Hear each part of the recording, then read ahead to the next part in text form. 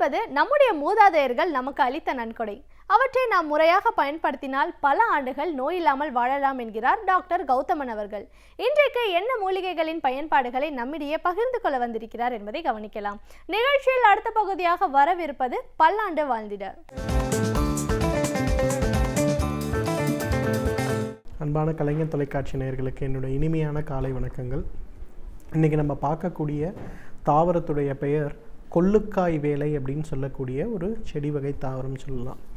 ரொம்ப அழகான பச்சை நிறமான இலைகளையும் ஒரு ஊதா நிறமான பூக்களையும் பச்சை கலந்த வெண்மை நிறமான காய்களையும் கொண்டு வளரக்கூடிய ஒரு புதர் செடி வகை தாவரம் இந்த கொள்ளுக்காய் வேலை. இந்த கொள்ளுக்காய் வேலையை பொறுத்தவரையிலும் பார்த்திங்கன்னா இன்றைக்கு ரொம்ப குறிப்பிட்டு சொல்லக்கூடிய ஒரு நோய் கண்டமாலை அப்படின்னு சொல்லக்கூடிய நோய். அதாவது கழுத்தில் இருக்கக்கூடிய தைராய்டு சுரப்பிகள் வீங்குவதால் கழுத்தை சுற்றி பார்த்திங்கன்னா ஒரு வகையான வீக்கமாக இருக்கக்கூடிய ஒரு தோற்றமளிக்கக்கூடிய நோய்.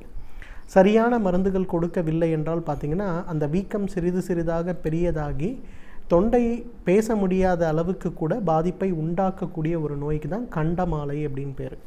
இந்த கண்டமாலை நோய் ஏற்படும் போது பாரம்பரிய மருத்துவத்தில் பார்த்திங்கன்னா இந்த கொள்ளுக்காய் வேலையுடைய முழு தாவரத்தை எடுத்து அதை நன்றாக மைய அரைத்து அதோடு சம அளவுக்கு மஞ்சள், நம்ம விரலி மஞ்சள்னு சொல்லக்கூடிய அந்த மஞ்சளை எடுத்து அதையும் சேர்த்து அரைத்து அதை 10 போட்டு ஒரு துணியை வைத்து கட்டி வைக்கக்கூடிய ஒரு வழக்கம் உள்ளதை நம்ம பார்க்கலாம்.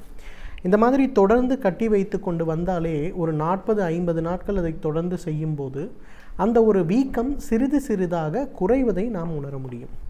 நம்ம குஜராத்தில் இருக்கக்கூடிய தேசிய ஆயுர்வேத பல்கலைக்கழகத்தில் என்ன பண்ணாங்கன்னா உட்புறமாக மருந்துகள் கொடுக்காமல் வெளிப்புறமாக இந்த கண்டமாலை நோய்க்கு கொடுக்கக்கூடிய சிகிச்சை முறைகள் எல்லாத்தையும் பட்டியலிட்டு அதில் குறிப்பாக பார்த்திங்கன்னா நம்ம தமிழகத்தில் செய்யக்கூடிய இந்த ஒரு சிகிச்சை முறை இதையும் பட்டியலிட்டு ஒரு 3 மாதத்திற்கு இந்த பழக்கத்தை தொடர்ந்து பின்பற்ற செய்து 3 மாதத்திற்கு பிறகு அதில் எந்த வகையான மாற்றங்கள் இருக்குது அப்படின்னு சொல்லக்கூடிய ஸ்கேன் மற்றும் பரிசோதனைகளை செய்து பார்த்தபோது அந்த கட்டிகளுடைய வளர்ச்சி பார்த்திங்கன்னா கிட்டத்தட்ட ஒரு 35% வரை குறைந்திருந்ததை கண்டுபிடிச்சாங்க. ஏன்னா இந்த கண்டமாலைக்கு நேரடியாக உள்ளுக்குள் சாப்பிடக்கூடிய மருந்துகள் கூட 10-20% வரையிலும் மட்டும்தான் அந்த வளர்ச்சியை குறைக்கிறது. ஆனால் வெளிப்புறமாக இந்த கொள்ளுக்காய் வேலையுடன் மஞ்சள் சேர்த்து அரைத்து பூசுகின்ற அந்த ஒரு முறையை பின்பற்றும் போது பார்த்திங்கன்னா ஒரு 3 மாத காலத்திலேயே 35% வரை நல்ல மாற்றங்கள் இருந்ததை பார்க்க முடிந்தது அப்படின்னு சொன்னாங்க. இரண்டாவது, இந்த கொள்ளுக்காய் வேலையை பொறுத்தவரையிலும் ஈரல் சம்பந்தப்பட்ட நோய்களுக்கு ஒரு மிகச்சிறந்த மருந்து என்றால் மிகையாகாது. பொதுவாக இன்றைக்கு குறிப்பாக உணவை சரியான நேரத்தில் உண்ணாத ஆண் பெண் இருவருக்கும் ஏற்படக்கூடிய மிக மிக முக்கியமான ஒரு பிரச்சனை என்னன்னு பார்த்திங்கன்னா பேங்க்ரியாடைட்டிஸ் அப்படின்னு சொல்லக்கூடிய ஒரு நோய். அதாவது வயிற்றில் இருக்கக்கூடிய கணையம், அந்த கணையத்தை சுற்றி இருக்கக்கூடிய செல்களில் ஒரு வகையான அழற்சி ஏற்பட்டு எப்பொழுதுமே வலியை உண்டாக்கக்கூடிய ஒரு பிரச்சனை. காலை எழுந்தாலே நம்மளுடைய வயிற்றுடைய இடது பக்கத்தில் ஒரு கடுமையான வலி ஏற்படும். வழக்கமாக வாயுவுக்கு உட்கொள்ளக்கூடிய எந்த உணவையோ மருந்தையோ சாப்பிட்டா கூட அதில் பலனே இருக்காது. அந்த இடங்களில் பார்த்திங்கன்னா வலி நிவாரண மாத்திரைகளை உட்கொண்டால் கூட அந்த வலி குறையாமல் இருப்பதை பார்க்க முடியும். அந்த மாதிரி ஏற்படுகின்ற வயிற்றுடைய மேற்புறத்தில் இடது பக்கத்தில் ஏற்படக்கூடிய அந்த பேங்க்ரியாடைட்டிஸ்ன்னு சொல்லக்கூடிய அந்த நோய்க்கு நல்ல தீர்வளிக்கக்கூடிய மருந்து இந்த கொள்ளுக்காய் வேலை. அதே போல் இன்றைக்கு நம்ம எல்லாரையுமே பயமுறுத்தி இருக்கக்கூடிய ஈரல் தொற்று நோய்கள்னு சொல்லுவோம். Hepatitis A, hepatitis B, hepatitis C, hepatitis டின்னு சொல்லி 4 வகையான ஈரல் தொற்று நோய்கள். அந்த 4 வகையான ஈரல் தொற்று நோய்களுக்கும் இன்றைக்கு மாடர்ன் மெடிசனில் மிக நல்ல தீர்வு அப்படிங்கிறது நம்ம சொல்ல முடியாது. ஆனால் அந்த தீர்வை அளிக்கக்கூடிய மிகச் சிறப்பான ஒரு மருந்து பார்த்திங்கன்னா இந்த கொள்ளுக்காய் வேலை. ஏன் சொல்கிறேன்னா 1890 வாக்கில் பார்த்திங்கன்னா ஆங்கிலேயர்கள் நிறைய பேர் நம்ம நாட்டுக்கு வந்தபோது பெரும்பாலும் அவர்களுக்கு பாதிக்கப்பட்டு ஏற்படுத்தப்பட்ட முதல் நோய் எதுன்னு கேட்டிங்கன்னா ஈரல் பாதிப்பு நோயின்னு சொல்லக்கூடிய மஞ்சள் காமாலையோ அல்லது ஈரலில் ஏற்படுகின்ற பழுது நோயாகவோ இருந்தது. இன்றைக்கு வரையிலும் பார்த்திங்கன்னா ஈரல் பழுதை சரி செய்வதற்கு மாடர்ன் மெடிசனில் பெரிய மருந்துகள் கிடையாது. அவங்க கொடுக்கக்கூடிய லிவ் 52 மாத்திரை கூட முழுக்க நம்ம பாரம்பரிய மருந்து சம்பந்தப்பட்ட ஆயுர்வேத மாத்திரைகள் தான். அந்த மாதிரி இருந்தபோது தமிழகத்தில் இருக்கக்கூடிய அந்த வைத்தியர்கள் தான் பார்த்திங்கன்னா இந்த கொள்ளுக்காய் வேலையிலிருந்து எடுக்கக்கூடிய அந்த சாம்பலை அவர்களுக்கு மருந்தாக கொடுத்து நிறைய அந்த ஈரல் சம்பந்தப்பட்ட நோய் இருந்தவர்களை குணப்படுத்த ஆரம்பித்தார்கள். அதன் பிறகு பார்த்திங்கன்னா 1923 பாம்பே யூனிவர்சிட்டியில் பார்த்திங்கன்னா இன்றைக்கும் அந்த காலத்தில் ஆங்கிலேயர்களுக்கு கொடுத்த மருந்துகளுடைய குறிப்புகள், அந்த குறிப்புகளால் அவர்கள் உடலில் ஏற்பட்ட மாற்றங்கள் அப்படிங்கிறது நிறைய ஆவணங்களாக செய்து வைத்திருக்கிறார்கள். அந்த அளவுக்கு பார்த்திங்கன்னா இன்றைக்கு மாடர்ன் மெடிசனில் இருக்கக்கூடிய டெவலப்மெண்ட்ஸுக்கு முன்னாடி இருந்தே அது சம்பந்தப்பட்ட எல்லா பிரச்சனைகளையும், ஈரல் சம்பந்தப்பட்ட நோய்களை குணப்படுத்தக்கூடிய சக்தி இந்த கொள்ளுக்காய் வேலைக்கு இருந்தது அப்படிங்கிறது நிரூபிக்கப்பட்ட ஒரு விஷயமாக இருந்தது. இரண்டாவது பார்த்திங்கன்னா இன்றைக்கு நிறைய பேருக்கு இந்த கோடை காலத்தில் பார்த்திங்கன்னா சிறுநீர் அதிகமாக வெளியேறாமல் இருக்கக்கூடிய ஒரு சூழல் ஏற்படுகிறது. நிறைய பேர் பார்த்திங்கன்னா இன்றைக்கு சிறுநீர் இந்த காலத்தில் கழிக்கும்போது வேர்வை மூலம் அதிக தண்ணியாக வெளியில் போடுது. அப்போ சிறுநீர் கழிக்கும்போது எனக்கு எரிச்சல் ஏற்படுகிறது, எனக்கு சிறுநீர் கழிக்கும்போது வலி ஏற்படுகிறது அப்படின்னு சொல்லக்கூடிய நிறைய பேரை இன்றைக்கு பார்க்குறோம். அந்த மாதிரி இருப்பவர்களுக்கு உடலில் இருக்கக்கூடிய மாசுக்களை முழுமையாக வெளியேற்றவும், அதே போல் சிறுநீரகத்தில் கட்டிகள்னு சொல்லுவாங்க, ரீனல் சிஸ்ட்னு சொல்லுவாங்க, இந்த கட்டிகளை இயற்கையான முறையில் கரைப்பதற்கும் பார்த்திங்கன்னா இந்த கொள்ளுக்காய் வேலைக்கு சக்தி உண்டு. கொள்ளுக்காய் வேலையிலிருந்து எடுக்கக்கூடிய சூரணத்தை தண்ணீரில் இட்டு நன்றாக கொதிக்க வைத்து ஒரு 50 மில்லியாக அதை குறைத்து, அதை காலை ஒரு முறை உணவுக்கு முன்பு, இரவு ஒரு முறை உணவுக்கு முன்பு அப்படிங்கிற மாதிரி ஒரு மூலிகை தேநீராக தினமும் இந்த கோடை காலத்தில் சாப்பிடுகின்ற ஒரு பழக்கம் வைத்து கொண்டோமேயானால் உடலில் இருக்கக்கூடிய தேவையற்ற நீர் முழுமையாக வெளியேறுவதை நாம் பார்க்க முடியும். இன்றைக்கு நிறைய பேர் பார்த்திங்கன்னா அலுவலகத்துக்கு சென்று விட்டு வரும்போது அந்த சூடான காற்றிலேயே நிறைய வேர்வை போய்விடும். அந்த வேர்வை போகும்போது பார்த்திங்கன்னா அவர்களுக்கு தண்ணீர் குடிப்பதற்கு ஆர்வம் அதிகமாக இருக்காது, உணவு உண்பதற்கு ஆர்வம் அதிகமாக இருக்காது. அதனாலேயே உடல் சூடு கணிசமாக அதிகரித்து அவர்களுக்கு கடுமையான முறையில் நீர் சுருக்கு ஏற்படுவதை நம்ம பார்க்க முடியும். அதே போல் இன்றைக்கு நிறைய பேருக்கு பார்த்திங்கன்னா சுவாச கோளாறுகள், குறிப்பாக கோடை காலத்தில், பொதுவாக குளிர்காலத்தில் ஏற்படுகின்ற சுவாச கோளாறுகளை பற்றி நம்ம பார்த்துருக்கோம். ஆனால் இந்த கோடை காலத்தில் நிறைய பேருக்கு சுவாச கோளாறுகள் ஏற்படுவதை நம்ம பார்க்குறோம். அதற்கு அந்த சுவாச கோளாறுகள் ஏற்படுவதற்கு இந்த கொள்ளுக்காய் வேலையிலிருந்து எடுக்கக்கூடிய அந்த கஷாயம் அல்லது மூலிகை தேநீர் ஒரு மிகச்சிறந்த மருந்து. எனவே நேர்களே, இந்த கொள்ளுக்காய் வேலையை பொறுத்தவரையிலும் இது ஈரல் சம்பந்தப்பட்ட பிரச்சனைகளுக்கும், சிறுநீரக சம்பந்தப்பட்ட கோளாறுகளுக்கும், கண்டமாலை சம்பந்தப்பட்ட கழுத்தை சுற்றி ஏற்படுகின்ற வீக்கத்திற்கும் இயற்கை கொடுத்திருக்கின்ற மிகச்சிறந்த அருமருந்து. தகுந்த மருத்துவ ஆலோசனையின் பேரில் சரியான முறைப்படி இதை உபயோகப்படுத்தினோமேயானால் நம்மாலும் பல்லாண்டு காலம் ஆரோக்கியமாக வாழ்ந்திட முடியும். நாம் நல்லவை என்று பார்க்கும் அனைத்தும் நல்லவை அல்ல, தீயவை என்று பார்க்கும் அனைத்தும் தீயவையும் அல்ல. சமூகத்தில் நடக்கும் பிரச்சனைகளை நாம் பகுத்தறிவோடு ஆராய வேண்டும். இதை பற்றி நம்மிடையே பேச வந்திருக்கிறார் மனுஷபுத்திரன் அவர்கள். நிகழ்ச்சியில் அடுத்த பகுதியாக வரவிருப்பது தீதும் நன்றும்.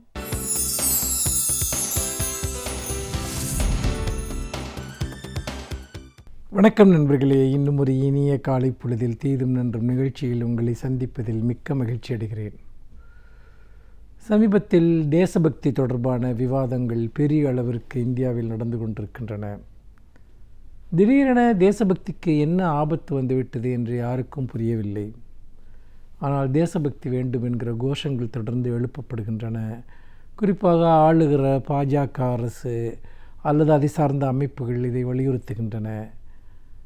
அண்மையில் பாரத் மாதா கி ஜே என்று சொல்ல மறுத்த ஒரு சட்டமன்ற உறுப்பினர், அவர் ஒரு மாநிலத்து அந்த சட்டசபையிலிருந்து அவர் பதவி நீக்கம், அது சட்டசபையிலிருந்து வெளியேற்றப்பட்ட சம்பவம் நடந்தது.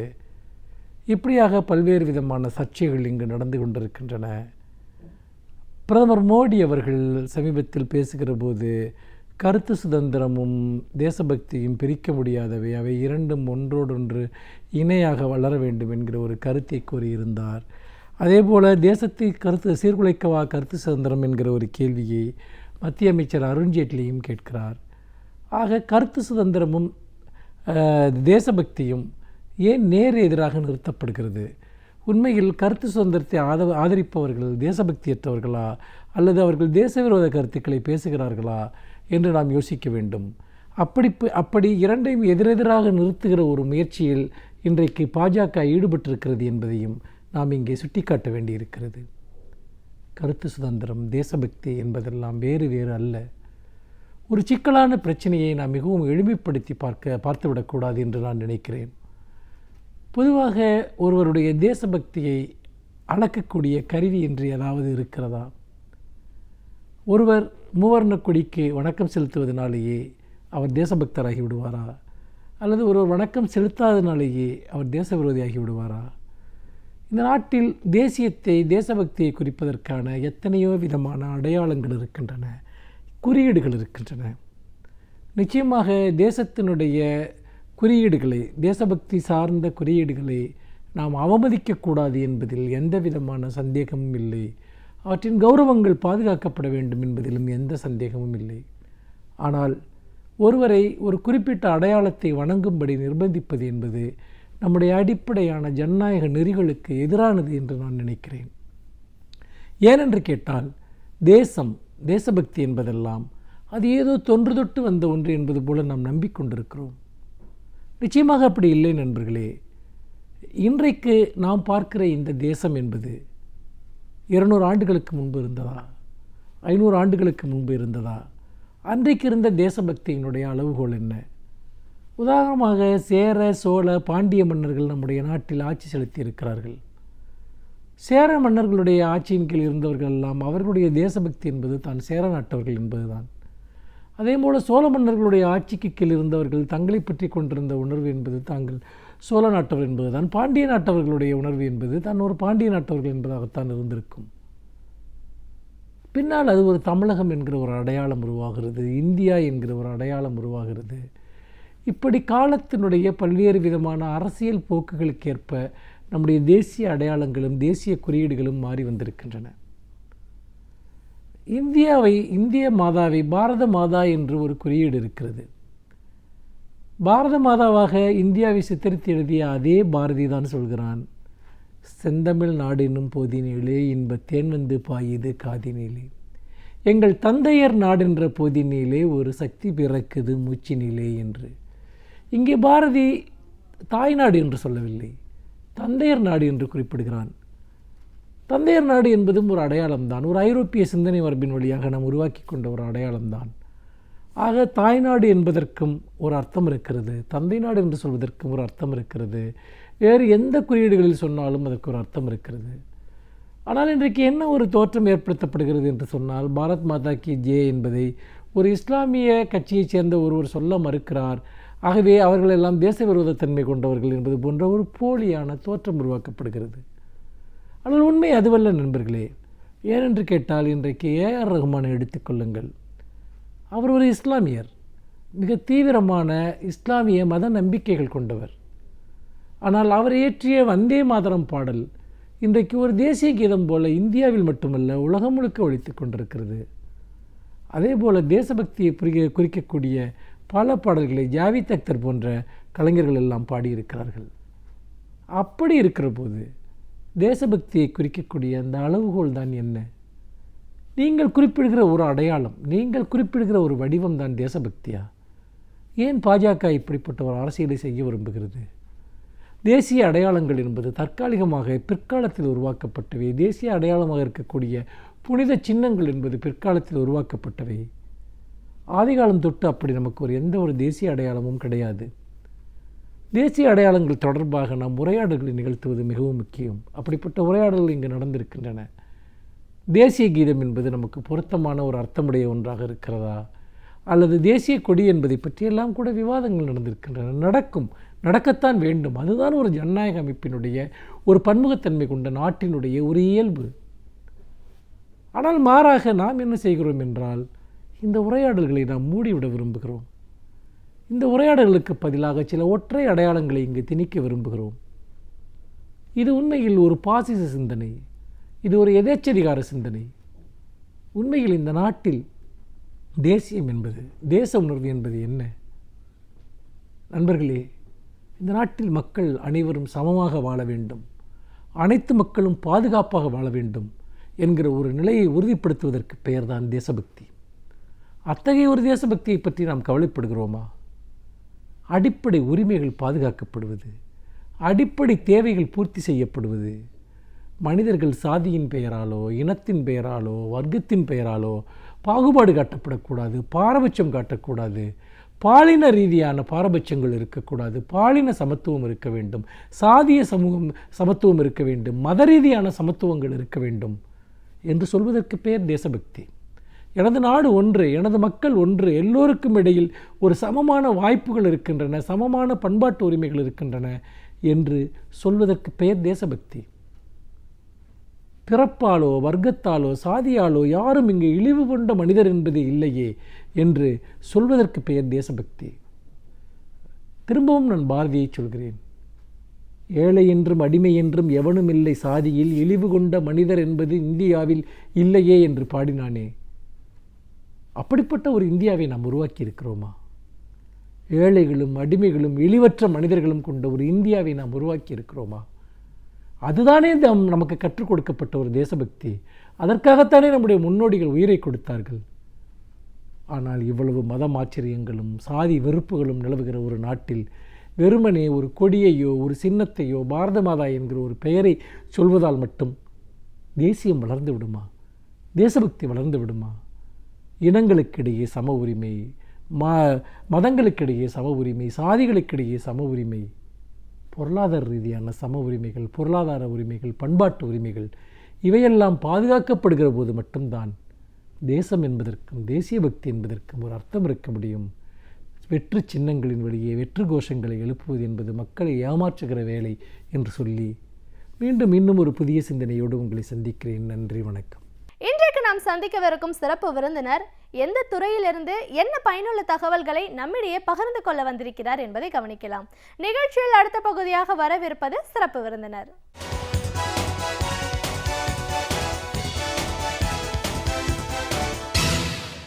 வணக்கம் நேயர்களே, விடியலை வா நிகழ்ச்சியின் சிறப்பு விருந்தினருக்கான நேரம் இது. இன்றைய சிறப்பு விருந்தினர் குழந்தைகள் நல அறுவை சிகிச்சை நிபுணர் டாக்டர் காசி.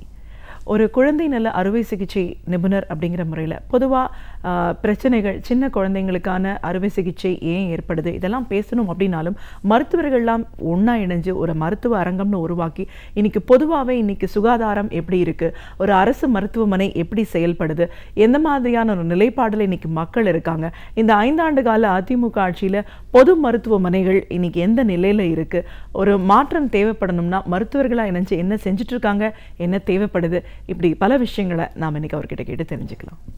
வணக்கம் சார். வணக்கம். ஒரு குழந்தைகள் நல அறுவை சிகிச்சை நிபுணராக முதல்ல எங்கள் நிகழ்ச்சிக்கு வரவேற்கிறோம் சார். ஒரு மருத்துவர், அடிப்படையில் அறுவை சிகிச்சை நிபுணர் அப்படின்னு இருந்தாலும் பொதுவாக ஒரு ஒரு தொலைநோக்கு பார்வையோட ஒரு சமூக சிந்தனையாளராக இன்னைக்கு இதுக்கு குழந்தைகளுக்கு அப்பாற்பட்டு பொதுமக்கள் மத்தியில் சுகாதாரம், நம்மளை பற்றின ஒரு புரிதல், நம்மளுக்கு அரசாங்கம் என்ன சலுகைகள் கொடுத்துருக்கு அதை பற்றின ஒரு புரிதலையும் விழிப்புணர்வையும் ஏற்படுத்தணும் அப்படிங்கிறதுக்காக நீங்கள் செஞ்சிட்ருக்கிற பணிகள். ஏன்னா ஒரு ஹைஜீனிக் லைஃப் தான் ரொம்ப இம்பார்ட்டன்ட். ஆனால் அதை பற்றின ஒரு அடிப்படை விழிப்புணர்வு கூட இன்னைக்கு இல்லாமல் நிறைய மக்கள் இருக்காங்க.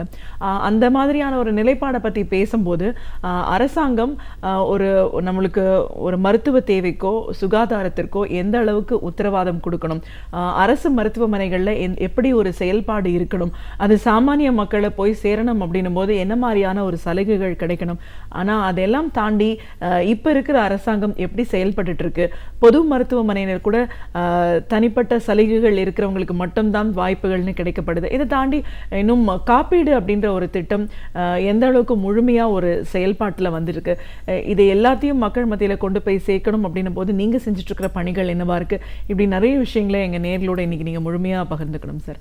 இதெல்லாம் ஒன்னொன்னையும் நம்ம விரிவாக பேசுறதுக்கு முன்னாடி பொதுவாக சுகாதாரம் அப்படின்ற ஒரு வார்த்தை ரொம்ப தேவையான வார்த்தை. எல்லாரோட வாழ்க்கையிலையும் சுத்தம் சுகாதாரம்ன்றத பொதுவாக நம்ம பேசுகிறோம். ஒரு மருத்துவராக சுகாதாரம் அப்படின்ற ஒரு விஷயத்தை நீங்கள் எப்படி பார்க்குறீங்க சார்? சுகாதாரம்ங்கிறது வாழ்க்கையின் ஒரு அடிப்படை தேவை, அடிப்படை விஷயம். இன்றைக்கி இந்தியாவில் பார்த்திங்கன்னா உலகத்திலேயே ஹைலி ப்ரைவேட்டைஸ்டு ஹெல்த் கேர், தனியார் மயமாக்கப்பட்ட ஹெல்த் கேர் எங்கே இருக்குனாக்கா இந்தியாவில் இருக்குது அப்படின்றோம். ஏன்னு கேட்டிங்கன்னா நம்ம 100 ரூபா செலவு பண்ணுறோம் அப்படின்னா சுகாதாரத்துக்காக, அதில் 70லேருந்து 80 ரூபாய் தன்னுடைய சொந்த பணத்தினால அவங்க சேவை செஞ்சு வேண்டியிருக்கு. எதுக்கு இந்த இதை நான் முதல்ல சொல்கிறேன் அப்படின்னா, நீங்கள் கூட சொன்னீங்க, இது குழந்தைகள் அறுவை சிகிச்சையிலேருந்து ஒரு ஒரு ஒரு சமூகத்துக்கான ஒரு பார்வையோடு வந்திருக்கீங்க அப்படின்னு.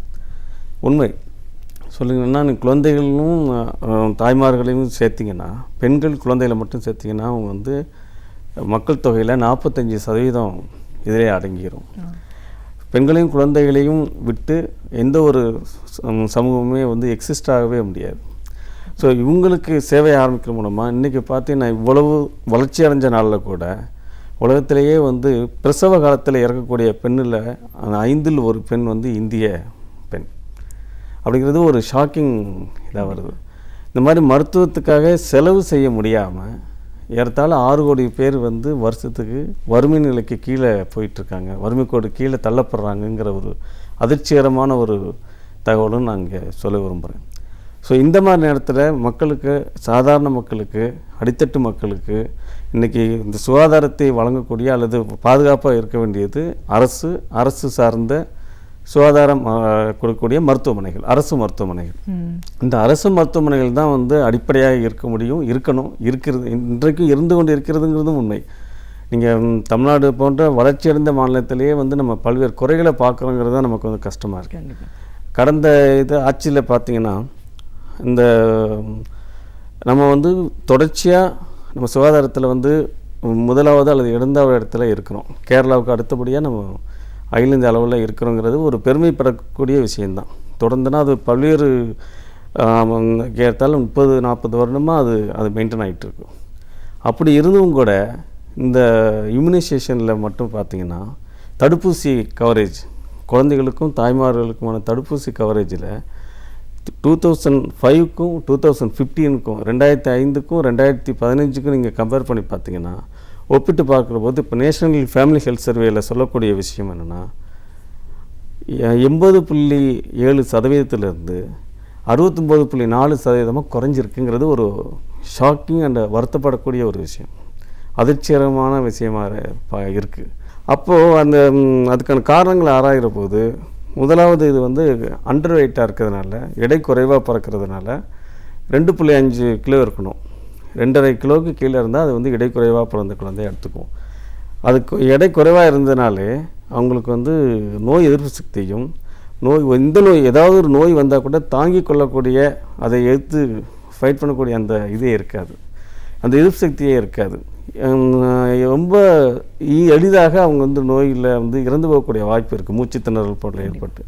அப்போது நோய் குறைவாக, இந்த எடை குறைவாக பிறக்கிறதுக்கு மிக முக்கியமான காரணம் வந்து தாய்மார்களுக்கான ஊட்டச்சத்து குறைவுனால இரத்த சோகை ஏற்பட்டு, அதுதான் நான் ஏற்கனவே சொன்னேன், 5ல் 1 பெண் இந்திய பெண்ணுன்னு. நம்ம இவ்வளோ முன்னேறி இருக்க தமிழ்நாட்டிலே இந்த நிலைமை அப்படின்னா மற்ற மாநிலங்களில் நீங்கள் சொல்ல வேண்டியது. நிச்சயமாக சார். இப்போ சுகாதாரம் பற்றி நம்ம பேசும்போது அடிப்படையில் தேவைகளையே முழுமையாக பூர்த்தி செய்ய வேண்டிய அரசாங்கம் அதை கவனம் செலுத்தாததுனால தான் இந்த விபரீதங்களை நம்ம பார்க்க வேண்டியது. இதை பற்றி பேசும்போது அரசு மருத்துவமனைகள் எப்படி செயல்படுது, என்னென்னா இந்த அடிப்படை வறுமை கோட்டிற்கு கீழ் இருக்கக்கூடிய மக்கள் முழுக்க தங்களோட தேவைகள், சுகாதாரம், உடல்நல குறைபாடு, கோளாறு, எந்த ஒரு பிரச்சனையும் முழுமையாக அரசு மருத்துவமனைகள் அணுகக்கூடிய இந்த ஒரு சூழல்ல தர்மபுரி மாதிரியான ஒரு சம்பவங்கள் மிகவும் வருந்தத்துக்கு கூடிய விஷயம்தான். அந்த தேவையான உபகரணங்கள்லாம் அந்த மருத்துவமனைகள்லேயே இல்லைங்கிறது இன்னும் வேதனைக்குரிய ஒரு சம்பவமாக பார்க்குறோம். இப்போது பொதுவாக ஆரம்ப சுகாதாரம் இல்லைங்க, இந்த பிரைமரி ஹெல்த் சென்டர், பொது மருத்துவமனைகள், இதெல்லாம் வந்து எப்படி செயல்படுது, எப்படி செயல்படணும்? இன்னும் குறிப்பிட்டு நம்ம சொல்லணும்னா ஜெனரல் ஹாஸ்பிட்டல், நம்ம இங்கே பொது மருத்துவமனைக்கு பக்கத்திலேயே ஓமந்தூரார் மருத்துவமனைன்றது ஒன்று உருவாக்கப்படுது. பெரிய பொருட்செலவில் உருவாக்கப்பட்ட ஒரு அமைப்பு இன்னைக்கு மருத்துவமனையாக செயல்படுதுன்னும் போது அந்த மருத்துவமனையோட இயக்கம் எப்படி இருக்கு, அதை போய் ஒரு சாமானிய மக்கள் எந்த அளவுக்கு அதில் முழுமையாக பயனடைகிறதுக்கான ஒரு வாய்ப்புகள் இருக்கு? இந்த மருத்துவமனைகள் மக்களுக்கு பயன்பாடு அப்படின்னு பார்க்கும்போது எப்படி செயல்பட்டு இருக்கு இந்த 5 ஆண்டுகளில்? இந்த 5 ஆண்டுகளில் அப்படின்னு பார்த்தீங்கன்னா ஏற்கனவே இன்ஃப்ராஸ்ட்ரக்சர் இருக்கக்கூடிய இடங்களில் கூட அது முறையாக டாக்டர் கூட இப்போ வந்து புள்ளிவிவரப்படி நீங்கள் எடுத்து பார்த்தீங்கன்னா தேவையான அளவுக்கு டாக்டர்ஸ் கூட இருக்காங்க பல இடங்களில். ஆனால் சேவைகள் கிடைக்கல மக்களுக்கு. அதுக்கு முக்கியமான காரணம்னு கேட்டிங்கன்னா நிர்வாக கோளாறு தான். சரியான ஆளுங்களை, சரியான நபரை சரியான இடத்துல பணி அமர்த்தாதது ஒரு மிக முக்கியமான காரணம். ரெண்டாவது வந்து அதுலேயும் ஏற்கனவே தெரிஞ்ச விஷயந்தான் இந்த ஊழல்ங்கிற ஒரு வர்றதுனால அதே மாதிரி வேண்டியவர்கள் வேண்டாதவர்கள் அப்படிங்கிற மாதிரி போடுறது. அதுக்கப்புறம் வந்து இன்னொரு முக்கியமான விஷயம் பார்த்திங்கனாக்கா வந்து எல்லாம் ஒப்பந்த அடிப்படையில் சில பேரை பணியமர்த்திருக்காங்க. சில டாக்டர்ஸ் செவிலியர்கள்லாம் அவங்களாம் இப்போ சமீபத்தில் கூட நீங்கள் செவிலியர்கள்லாம் போராட்டம் நடந்தது கூட நீங்கள் கேள்விப்பட்டிருப்பீங்க. அப்புறம் ஏற்கனவே நான் சொன்ன மாதிரி நமக்கு ஹெல்த்துக்கே வந்து அலோகேட் பண்ணுறது கம்மி. அவங்க வந்து சென்ற ஆட்சியில் சென்ற வருஷம் கூட 7,000 கோடி ரூபாய் நாங்கள் வந்து ஹெல்த் பட்ஜெட்டில் ஒதுக்கியிருக்கோம்னு தமிழ்நாட்டு அரசு சொன்னாங்க, ஹெல்த் மினிஸ்டர் சொன்னார். பட் அது பத்தலைங்கிறது தான் விஷயம். அதுலேருந்து ஒரு பெரும்பகுதியை காப்பீட்டு தொகைகளுக்கு காப்பீட்டுக்கு பண்ணி பின்னாடி வரேன் அதில் கொடுக்குறாங்க. இது மாதிரி பல்வேறு திட்டங்கள், இந்த முத்துலட்சுமி ரெட்டி திட்டம் பார்த்திங்கன்னா அதுலேயும் அந்த முத்துலட்சுமி ரெட்டி திட்டத்திலேயே அந்த 10,000 ரூபாய் அந்த 12,000 ரூபாய் அதை வாங்கக்கூடிய 3 இன்ஸ்டால்மெண்ட்டில் வாங்குகிறாங்க. அது வாங்குறதுக்கே வந்து அந்த பிரசவித்த தாய்மார்கள் ரொம்ப கஷ்டப்பட்டு அதுக்கு சில கையூட்டெல்லாம் கொடுத்து வாங்க வேண்டிய நிலைமை நம்ம அதுக்கு கிராமத்து அளவில் பார்க்குறோம். அது வந்து இருக்கக்கூடிய சேவைகளே கூட அதை வந்து ப்ராப்பராக டிஸ்ட்ரிபியூட் பண்ணுறதில்ல.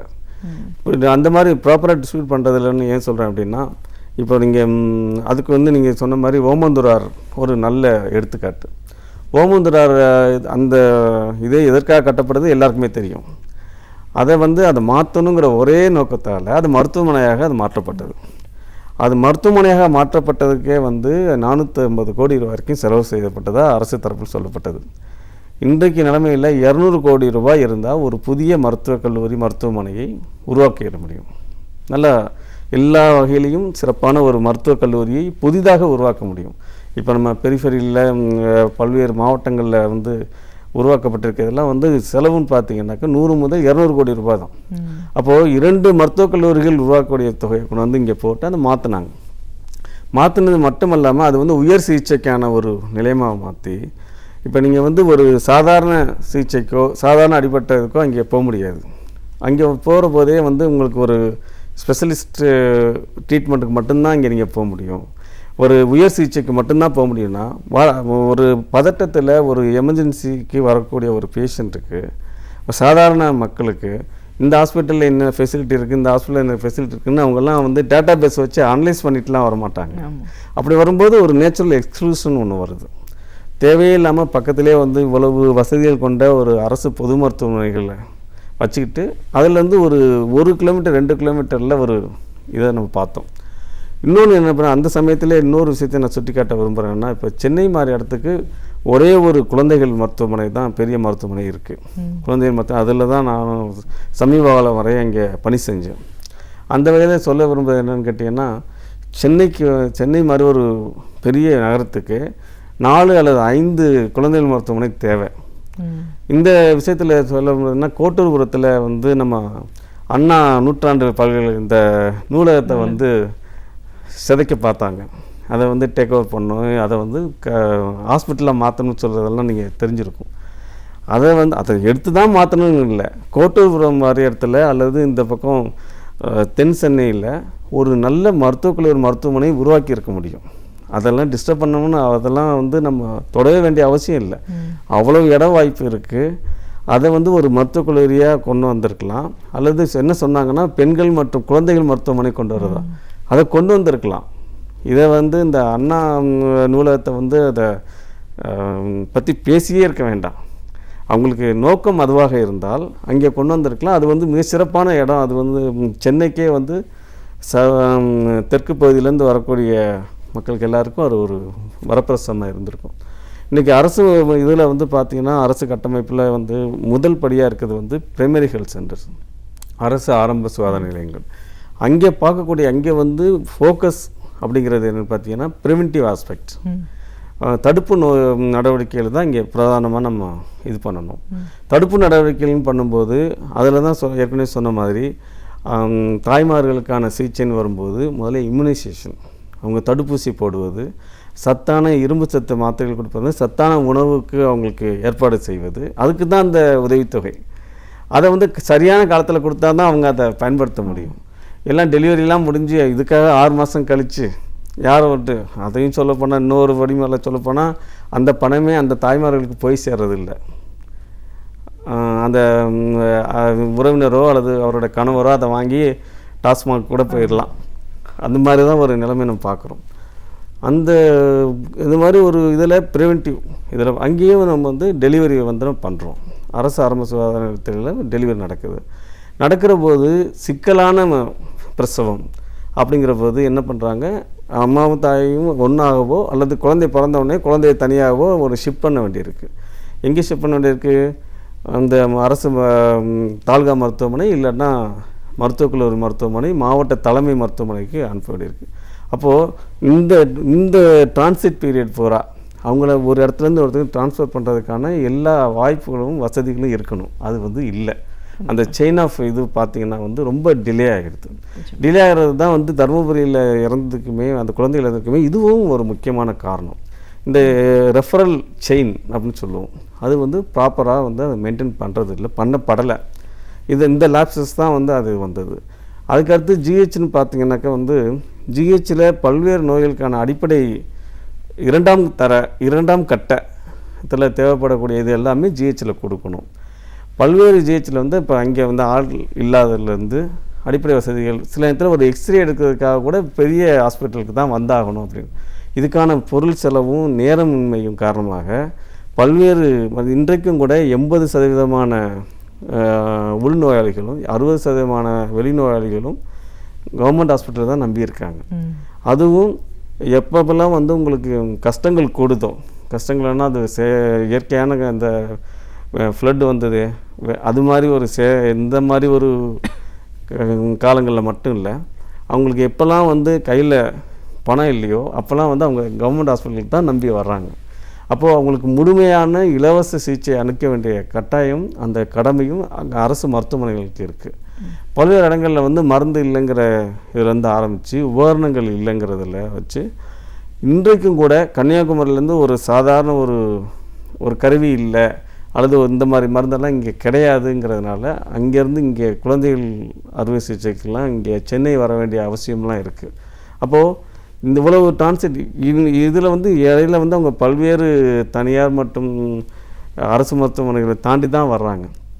இப்போ வரும்போது என்ன பண்ணுறாங்க, ஒரு இதே இதில் வந்து அந்த மாதிரி ஒரு வசதிகளை இங்கே பெருக்காமல் கார்ப்பரேட் மருத்துவமனைகளையும் பெரிய மருத்துவமனைகளையும் வளர்க்கக்கூடிய ஒரு இன்டைரக்டாக வந்து வளர்க்கக்கூடிய ஒரு போக்கும் வந்து இந்த அரசாங்கத்துக்கிட்ட நம்ம அதிகமாக பார்த்தோம். நிச்சயமாக சார், குழந்தைகள் நல அறுவை சிகிச்சை நிபுணராக குழந்தைகள் நலத்துக்கு அப்பாற்பட்டு பொதுவாக மருத்துவம் அப்படிங்கிறது எந்த அளவுக்கு முக்கியத்துவம் வாய்ந்தது.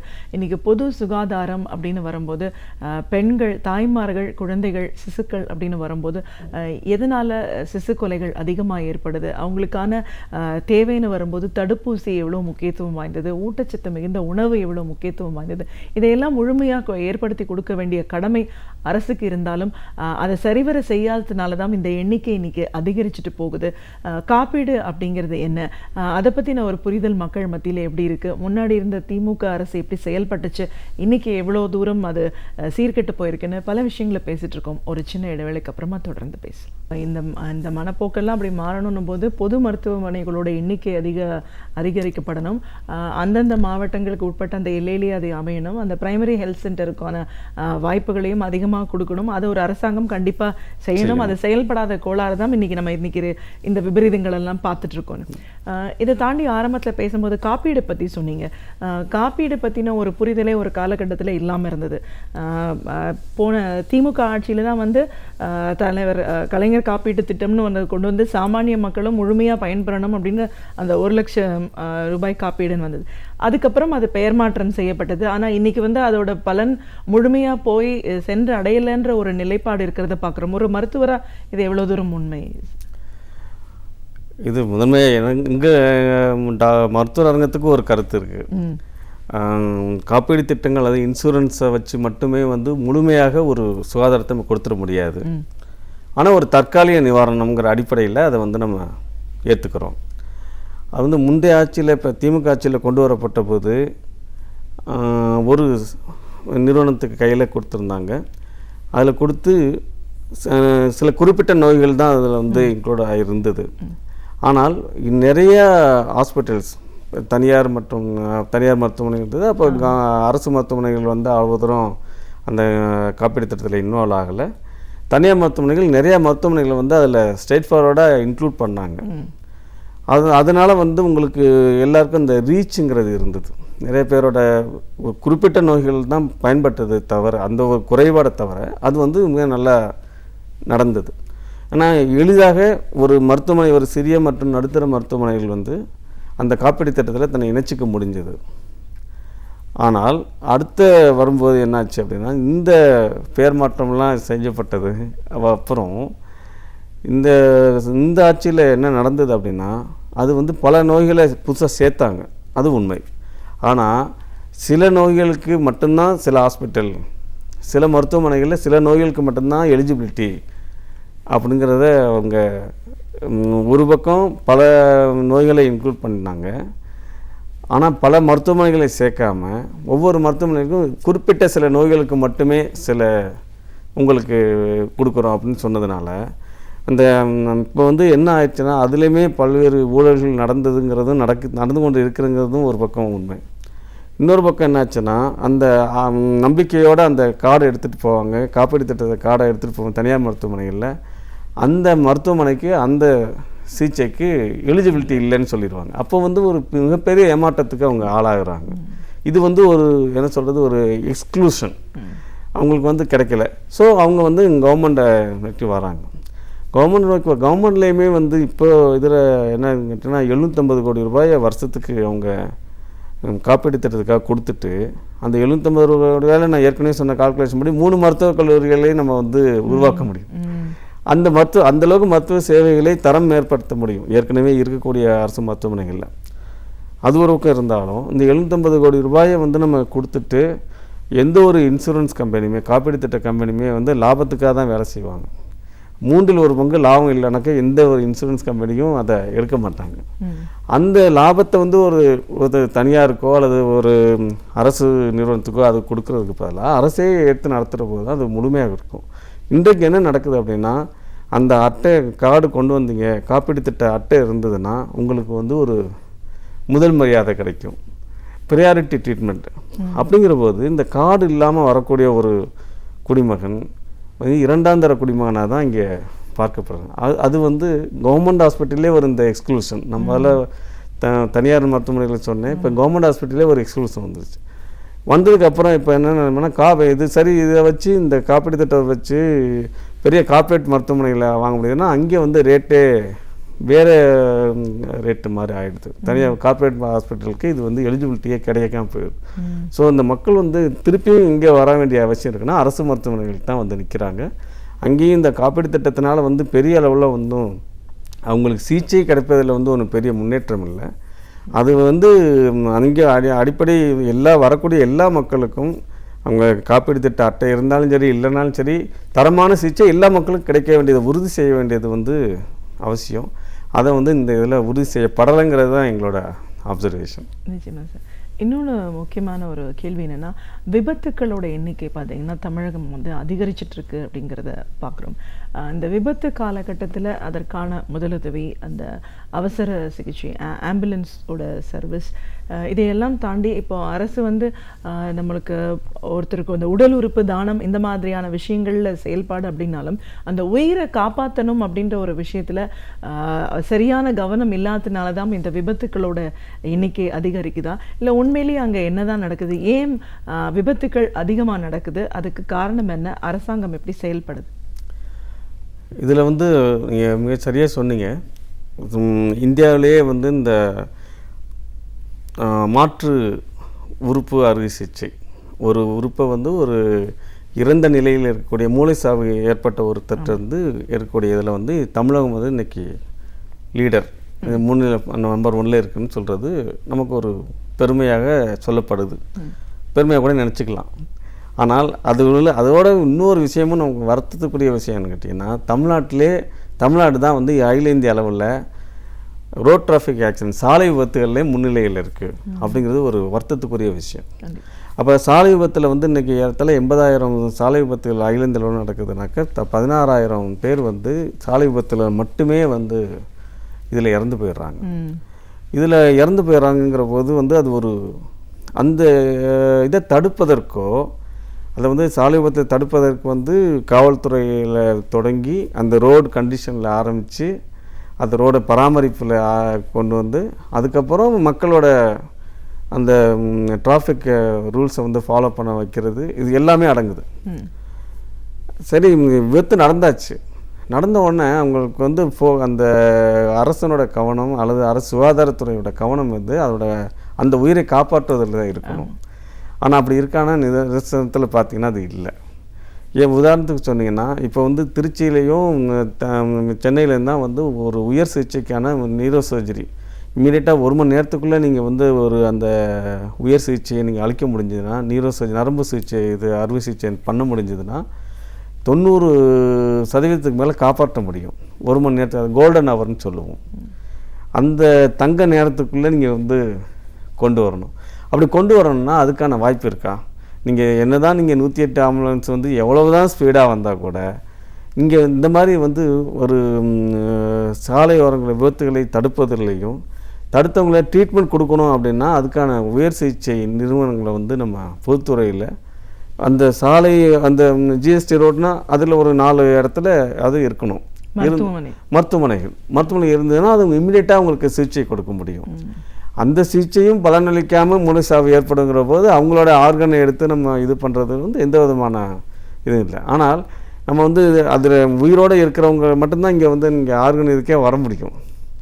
அவங்கள காப்பாற்ற வேண்டிய இது மாறி அந்த அதில் கவனம் மாறி நிறைய பேருக்கு ஒருத்தர்கிட்ட ஆர்கனை எடுத்து 4 பேரை காப்பாற்றுவதற்கான இந்த மாதிரி ஒரு இதுதான். ஏன் அப்படின்னாக்க வந்து இந்த ஃபோக்கஸுங்கிறது ஷிஃப்ட் ஆகிருக்கு. அது வந்து ஒரு சாதாரண மனிதர்களுக்கு அது பயன் தரக்கூடிய ஒரு விஷயம் இல்லை. இன்னொரு படிமலை சொல்ல போனோம்னா, இதில் வந்து இந்த மூளை சாவு ஏற்பட்டு தானம் கொடுக்குறவங்களெல்லாம் பார்த்திங்கன்னா சாதாரண மனிதர்களாக இருக்காங்க, மிடில் கிளாஸாக இருக்கிறாங்க. ஆனால் இந்த உறுப்புகளை தானமாக பெற்றுக்கொள்வர்கள் யாருன்னு பார்த்திங்கன்னா எல்லாமே அவங்க பணம் படைத்தவர்களாக வசதி படைத்தவர்களாக இருக்காங்க. ஏன்னு கேட்டிங்கன்னா, நீங்கள் வந்து இப்போது ஈரல் மாற்று அறுவை சிகிச்சை உங்களுக்கு பண்ணிக்கணும் அப்படின்னா அதுக்கான வசதிகள் உள்ள பெரிய மருத்துவமனைகளில் நீங்கள் மாதக்கணக்கில் தங்கி இருந்து நீங்கள் சிகிச்சை எடுத்துகிட்ருக்கணும். அப்போ தான் நீங்கள் அந்த மாற்று சிகிச்சைக்கு நீங்கள் தயாராக இருக்க முடியும். ஸோ இது போன்ற காரணங்களால் இப்போ அரசு மருத்துவமனைகள் வந்து அதில் வந்து சிறுநீரகம் இல்லைன்னா கண்கள் போன்ற இதை தான் வந்து வாங்கிக்கிறாங்க தவிர பெரிய ஈரல் மாற்று சிகிச்சையோ அல்லது வந்து இருதய மாற்று சிகிச்சையோ அரசு துறையில் பண்ணுறதில்லை. அதுக்கான இன்ஃப்ராஸ்ட்ரக்சரையும் இங்கே இல்லை.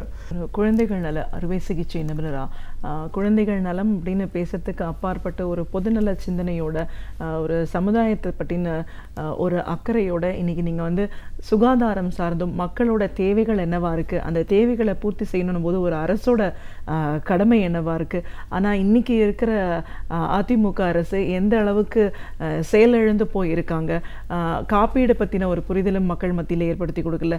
விபத்துக்கள் அப்படின்னு வரும்போது இதுக்கப்புறமா நம்ம செய்ய வேண்டிய விஷயங்களை கவனம் செலுத்துகிறோமே தவிர அந்த விபத்து நடக்காமல் இருக்கணும் அப்படின்னா அதுக்கு ஒரு முக்கியத்துவம் கொடுத்து ஒரு முன்னுரிமை கொடுத்து அதை எப்படி பார்க்கணுங்கிறதுல ஒரு அரசாங்கம் எப்படி செயல்படணும்.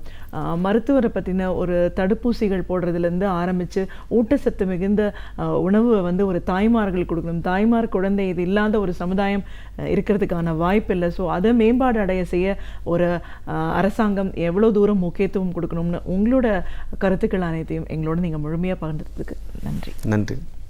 ஒவ்வொரு நாளும் பல புதிய தகவல்களோடு நம்மை வியப்பில் ஆழ்த்தும் பேராசிரியர் சுபவீர பாண்டியன் அவர்கள் இன்றைக்கு என்ன பயனுள்ள தகவல்களை நம்மிடையே பகிர்ந்து கொள்ள வந்திருக்கிறார் என்பதை கவனிக்கலாம். நிகழ்ச்சியில் அடுத்த பகுதியாக வரவிருப்பது ஒன்றே சொல் நன்றே சொல்.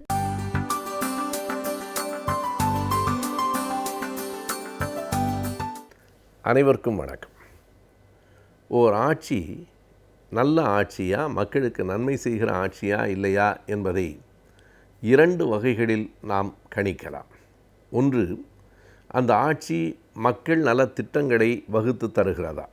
இரண்டாவது, அந்த ஆட்சி அதனுடைய கொள்கை சார்ந்த திட்டங்களை வகுத்தளிக்கிறதா என 2 வகையாக நாம் பார்க்க வேண்டும். மக்கள் நலத்திட்டங்களை அது நிறைவேற்றுகிற போது தனக்கு வாக்களித்தவர்களுக்கு மட்டுமில்லை, வாக்களிக்காதவர்களுக்கும் சேர்த்தே நன்மைகளை செய்ய வேண்டும் என்பது அடிப்படை கோட்பாடு. மக்கள் என்று வந்ததற்கு பிறகு அது ஆளுங்கட்சி மக்கள், எதிர்க்கட்சி மக்கள் என்று பிரிக்க முடியாது. எனவே நன்மைகள் நாட்டுக்கு செய்கிற போது அது மக்கள் அத்தனை பேருக்கும் போய் சேருவனவாக இருக்க வேண்டும். அது ஒன்று.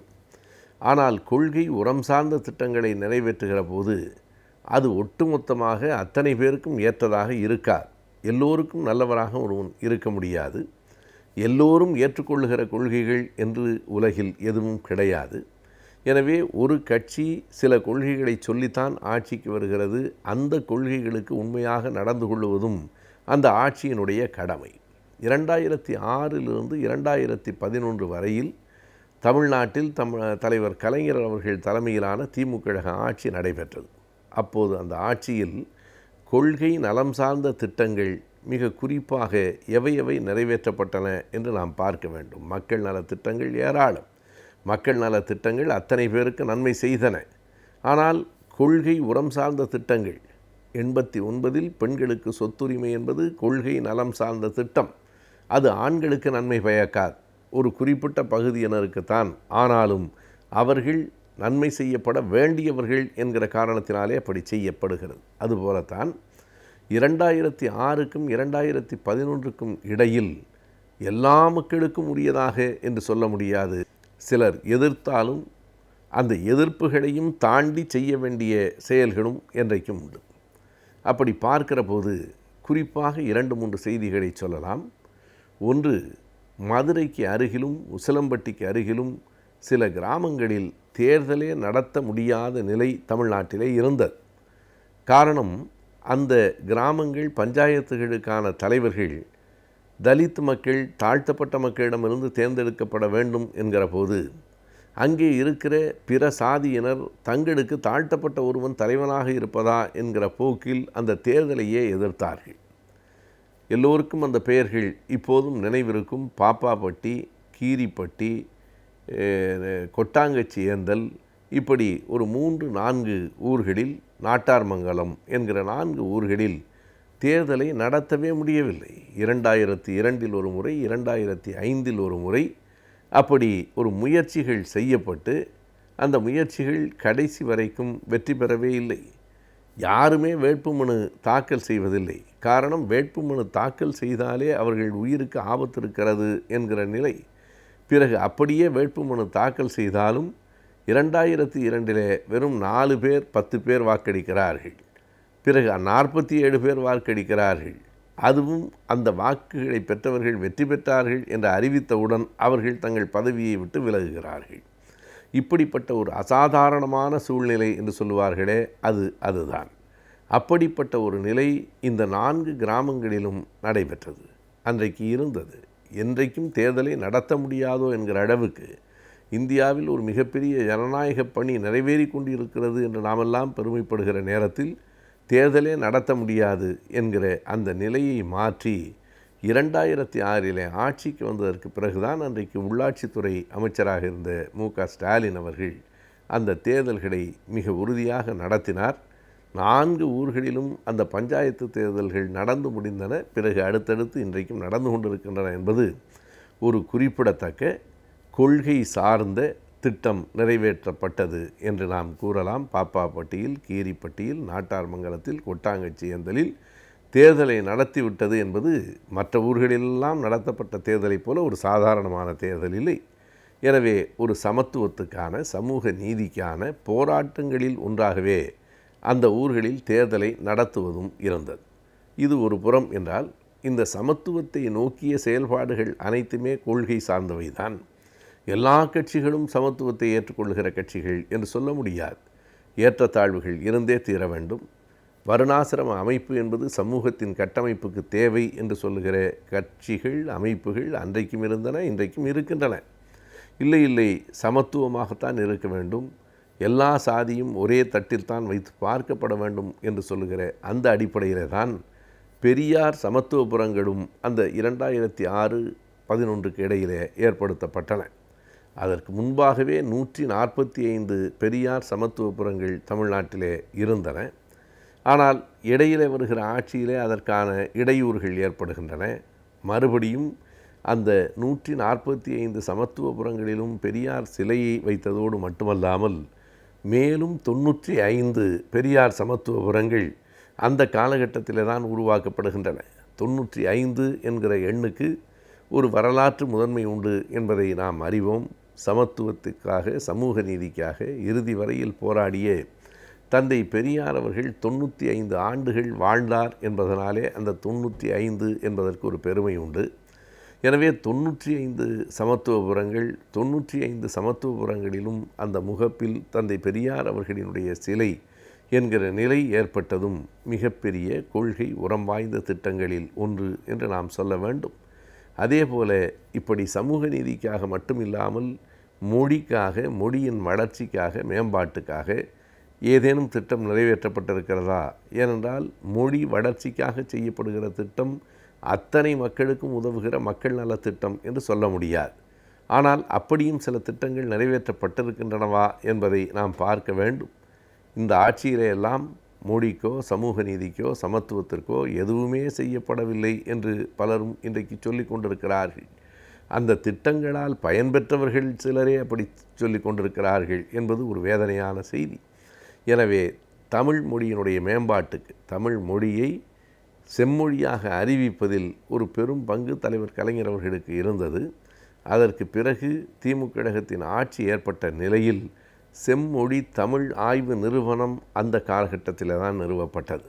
ஒரு செம்மொழி தமிழ் ஆய்வு நிறுவனம் என்பது அந்த மொழி பற்றிய பல்வேறு ஆய்வுகளை மேற்கொண்டு அதன் விளைவாக அதனுடைய கூறுகள் வெளி உலகத்திற்கு போகிற போது இன்றைக்கு உலகம் முழுவதும் இருக்கிற பல்கலைக்கழகங்களில் தமிழுக்கென்று தனி இருக்கை வருவதற்கான வாய்ப்புகள் வந்திருக்கின்றன. இன்றைக்கும் லண்டன் பல்கலைக்கழகங்களிலே எல்லாம் அந்த நிலையை நாம் பார்க்கிறோம். அமெரிக்காவிலே சான் பிரான்சிஸ்கோவில் இருக்கிற ஒரு பல்கலைக்கழகத்திலே தமிழுக்கான இருக்கை இருக்கிறது. இவையெல்லாம் தமிழ் செம்மொழி என்பதால் ஏற்பட்ட பயன்கள். எனவே அந்த மொழி குறித்தும் இந்த செம்மொழி தமிழாய்வு நிறுவனம் நிறுவப்பட்டு அதனுடைய பயனையும் இன்றைக்கு நாம் பகிர்ந்து கொண்டிருக்கிறோம். எனவே தேர்தலே நடத்த முடியாத சின்ன சின்ன பஞ்சாயத்துகளில் தேர்தலை நடத்தியதும், பெரியார் சமத்துவபுரங்களை திறந்ததும், செம்மொழி தமிழ் ஆய்வுக்கான மையத்தை நிறுவியதும் கொள்கை உரம் சார்ந்த திட்டங்கள். இப்படி பல திட்டங்கள் 2006-11க்கு இடைப்பட்ட காலகட்டத்தில் தமிழ்நாட்டில் நிறைவேறியிருக்கின்றன என்பது நாம் மறந்துவிடக்கூடாத செய்திகள்.